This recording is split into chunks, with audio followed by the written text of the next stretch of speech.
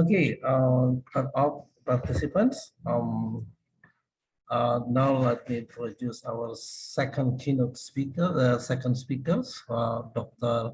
Yancy. Dr. Yancy is an associate professor in the Department of Curriculum and Instruction at the Educational University in Hong Kong. He is also the associate directors of the Assessment Research Centers and the co-directors of the Center for Excellence in Learning and Teaching of the same university. His main publications and research interests focus on two related areas, which are educational assessment in the school and higher educational context with an emphasis on student self-assessment, and RAS measurement, in particular its application in educational and psychological research. In the past year, he has conducted more than 80 trainings and professional development workshops on educational assessment or RAS measurement for school, organizations, and institute locally and internationally. One of them is in Indonesia back in 2019 in Surabaya. Okay, without further ado, Dr. Yancy, we are looking forward to your presentations. Okay, first of all, I'm very happy to be here to join this webinar. On the one hand, I think this topic is a very important one because although every country, they might have their own standardized large-scale assessment, there's still so many misconceptions, misinterpretation, and misuse of the standardized large-scale assessment. So today, I'm gonna share some Hong Kong experiences in this topic, how we design and implement the large-scale standardized assessment in Hong Kong. And also, I don't expect we could provide some ideas, a solution, but I do hope the sharing could bring some insights for the design and implementation of the standardized large-scale assessment in the future. On the other hand, I think I'm very happy to be here because, as just Professor Yuru mentioned, we have very intensive collaboration in the past. We have held a joint conference in Indonesia just right before the pandemic in 2019, which is very happy and fruitful collaboration experiences. Okay, so today's sharing are mainly based on one of my recent publication in the studies in educational evaluation. This paper outlines the major agenda of Hong Kong's assessment reform, and including the challenges we encountered and the solution we have proposed and how the impact on the students' learning. There are some other information in particular related to the school-based assessment comes from another two of my publications. So if any audience have particular interest on this topic, you can refer this to these three publications for more details. I think it would be necessary for us to have some basic understanding about the Hong Kong education system before we go into more details about the large-scale standardized assessment in Hong Kong. In Hong Kong, we have a 12-year schooling before university, which is broken into 4 3-year key stages. Most of the standardized large-scale assessment are designed and implemented according to this key stage classifications. Okay, and Hong Kong's education system is characterized by the examination-dominant culture and a highly reliance on high-stake, large-scale public examinations.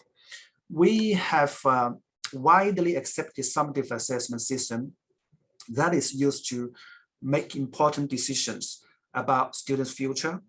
The high-stake examinations are regarded as a solid basis for selection of students into further schooling, as well as legitimate means of moving up in the social ladder.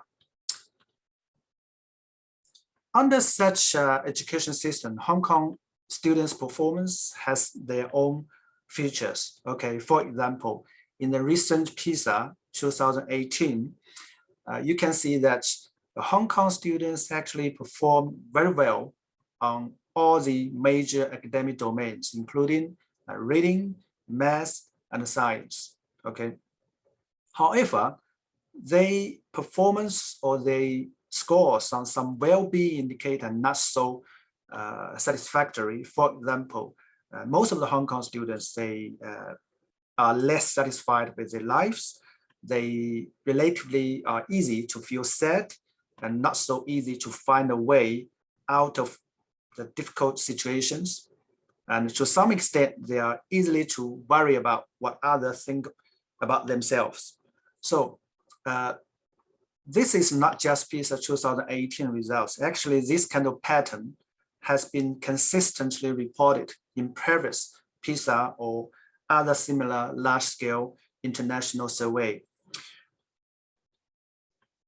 Of course, there have some good news of bad news. Good news is we have our students have a very good academic performance, but bad news is that they seems not so happy. Okay.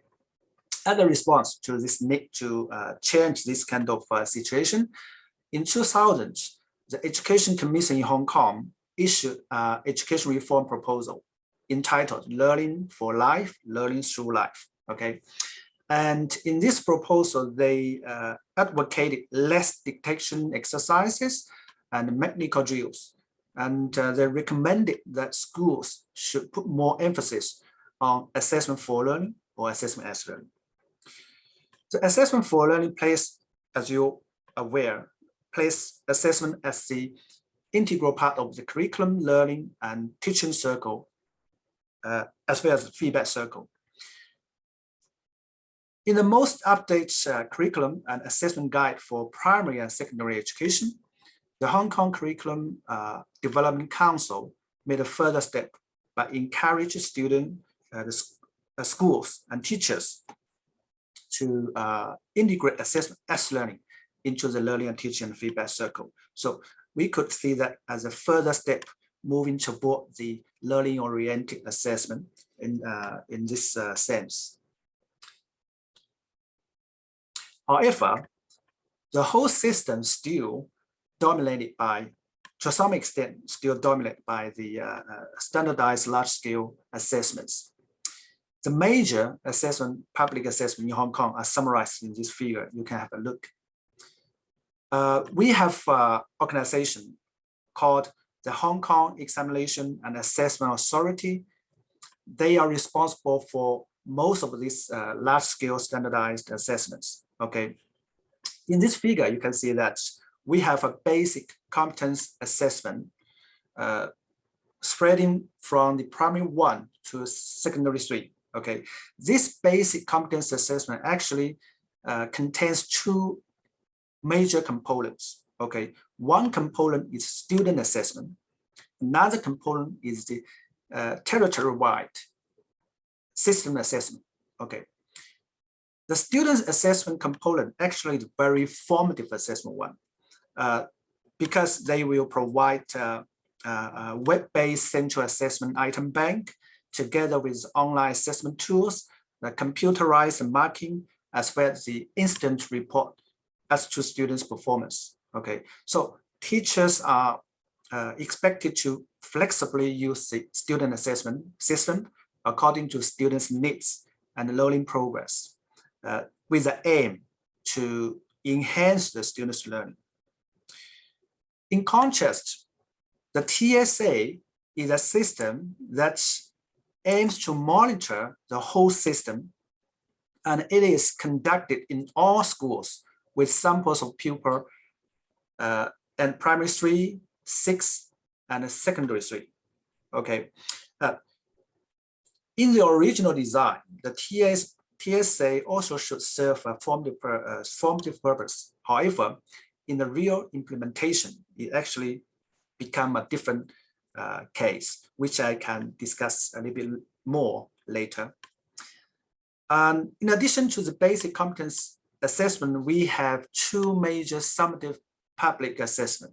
Okay, one is the pre-secondary one, Hong Kong attainment test. Another one, which is the most important one, is Hong Kong Diploma of Secondary Education. We call it HKDSE. Okay, HKDSE also have two components. One component is the SBA.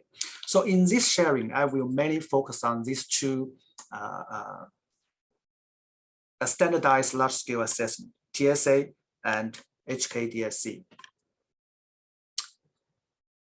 The HKDSE, why HKDSE is very important is because the students' performance on this large-scale assessment will determine whether they have a chance to get into the university. Okay, so this is very, very high stakes. It has two components, public examination and school-based assessment. The student needs to require study 4 compulsory core subjects, including the Chinese language, English language, mathematics, and liberal studies. And then they need to choose 1 to 4 elective subjects from a pool of 20 options. Okay, that means when they sit in the HKDSE examination, they will have 5 to 8 subjects they need to have the test. Okay, and all the performance are marked or graded in a standardized reference framework, report in the 5 levels, from level 1 to level 5. But within level 5, we still have some further differentiation between the students. For example, the 5 double star stands for the highest 10%, and the 5 star stands for the next highest 30% level 5 candidates. Okay, so the university can have their own set of cutting score for the admission purpose based on the same HKDSE examinations. In the last year's statistics, it's around 30% of students can have government-funded places in university based on the HKDSE examination results. Of course, we still have some other places from the private university or sub-degree programs, but still the government-funded places are the most prestigious ones, so that most of the students are looking forward to those kind of places in universities.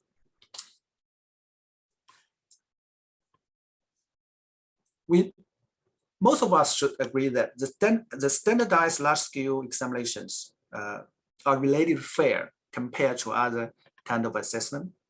However, the big problem of high-stake examinations, as pointed by many scholars, is that the negative test impact, also known as backwash or washback effect on the teaching and learning. In other words, students and teachers probably focus on the learning and teaching on the context that are expected to be tested rather than they are expected to be learned. Okay, so the curriculum is narrowed down and dominated by the public examination. In contrast, the teacher assessment can provide some more sources of student learning, but of course it has its own problem. For example, the bias for different reasons, right? In a recent interview with Dylan William, who is a very famous scholar in the formative assessment as well as assessment system, he said if both public exam and teacher assessment are imperfect, then the possible solution could be combining the both into together. I personally agree with this opinion because either one cannot solve our problem, and either one cannot 100% fulfill our purposes. Okay, but are there any ideal solution existing? I doubt that, even though the direction could be the correct. So let me share you what we have done here in Hong Kong and how to combine the public examination and the teacher assessment. Okay, as I said before, the Hong Kong Diploma of Secondary Education, Hong Kong DSE, has two components. Okay, one is public examination, another one is the school-based assessment, which is the teacher assessment. And the school-based assessment is worth of 15% to 50% of the total mark in a subject, according to different nature of subjects. Okay, so the major purpose to better account for the aspect of secondary school competencies that require performance, for example, oral language, laboratory skills, etc. So the school-based assessment is administered in the school.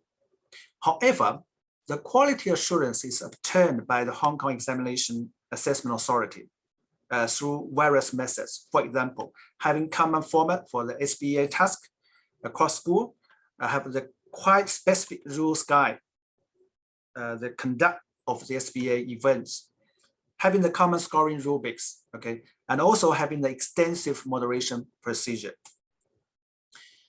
The moderation here refers to a process after the implementation of the SBA within schools to ensure the consistency of grades and across the schools, okay?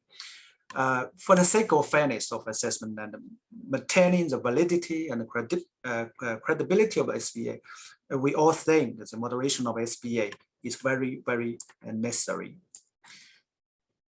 Basically, the general principle of the moderation is to adjust the average of the spread of the SBA scores of students in a given school with reference to the public examination results, if that's the statistical approach. If it's an expert judgment approach, then we will make reference to the expert judgments of the samples of student work. Of course, how can we select statistical approach or expert judgment approach is based on the nature of the subject. For some subject, we will use the statistical approach. For some other subjects, we will use the expert judgment approach.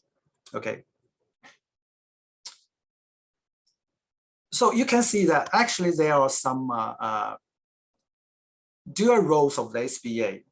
On one hand, is an integral part of the HKDSE. On another hand, we want to make it an integral part of the learning and teaching circle. However, in practice, the summative function of SBA usually overwhelms its formative roles. That's actually not confirming to the ideas of the assessment for learning. Okay, and there are many studies investigating SBA in Hong Kong actually have identified major challenges in the implementation of SBA. For example, the teachers held a negative attitude. They feel they lack of sufficient support, including the assessment materials, the training. They think the SBA is a heavy workload for them. And they also feel there will a negative backwash effect on students' learning, just like public examinations. And they also, obviously, there could be some potential unfairness. For students, they also think the SBA is less useful than its original intention. And they, for most of them, they are unable to make full use of the feedback provided by the teachers in the actual implementation of the SBA. Okay, another large-scale standardized assessment I want to introduce is the TSA, the territory-wide system assessment, which is a system monitoring system conducted in all schools, mostly for primary 3, 6, and secondary 3 students. The goal of the TSA have two. Number one is provide an overall picture of Hong Kong student performance so that the government could make some evidence-based policies. So the public reports are made about the level of competence across the territory, okay? The second purpose, to help schools to adjust learning and teaching strategies according to the students' performance. So there's any school who have disproportionate level of the below basic competence will be offered targeted support in order to raise the students' performance. However, the identity of the schools who need the support is kept confidential, and all schools are told that the performance of the school related to the norm. So each school will know their position in the norm and they can take action accordingly. Okay. Similar to SBA, TSA become another controversial issue in Hong Kong. Although, as I said, TSA was designed as a low-stake assessment tool for the sake of enhancing learning and teaching quality. Some key stakeholders have serious doubts about its rational purpose and its usefulness. Many school principals think the TSA was playing an evaluate rather than a pedagogical role. Okay, the leaders believe that the TSA results would be a tool to punish the underperforming schools. Okay, so accordingly, some schools had introduced some after-school tutorials for preparation of the TSA, which obviously is not the original purpose of the TSA's design. Similarly, for many teachers, TSA has been regarded as a high-stake test rather than a low-stake or formative tools. As a response to these critical voices, the TSA policy was reviewed regularly and has some major adjustment in 2018 with a purpose to relieving the accountability pressure and reduce the motivation to drill students. For example, now we do not require the students' names and school names in the test, and we will not connect the student reports by the government, and only 10% of the primary 3 students will be sampled for the assessment. Although school can select to join the assessment with the whole level of participation. Okay, but this is a school's choice, not the compulsory one. So in Hong Kong, I think the standardized large-scale assessment and the school-based assessment has their own problems. Okay, and I don't think any one of them can replace another. So what we need to do is to think about some ways, some strategies to combine them in a better way, so they could both to serve the summative and the formative purpose. Okay. Of course, this is much easier to say so than to arrive this goal in practice. How to reconcile these two purposes, summative and formative, on the school-based assessment or TSA is still a challenging issue. Generally, I would say nowadays, the Hong Kong teachers and school leaders do not perceive the SBA and the TSA as an improvement or learning oriented.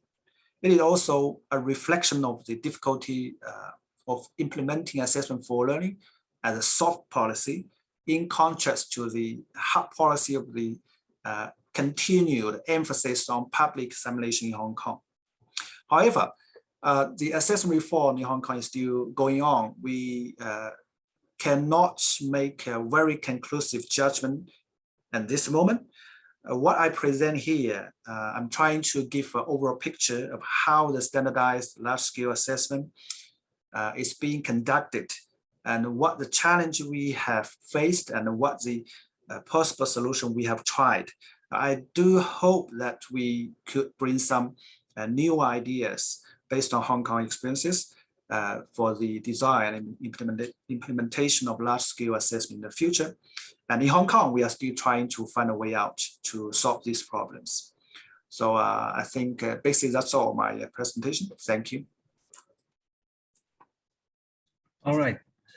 Thank you, Dr. Yanzi, for sharing the practice in Hong Kong, the challenges and some solution that has been tried in Hong Kong, especially because of some complicated way of assessment was conducted, because there are different level of assessment. As I listened to your presentation, there's school-based assessment, and there's a territory-based assessment.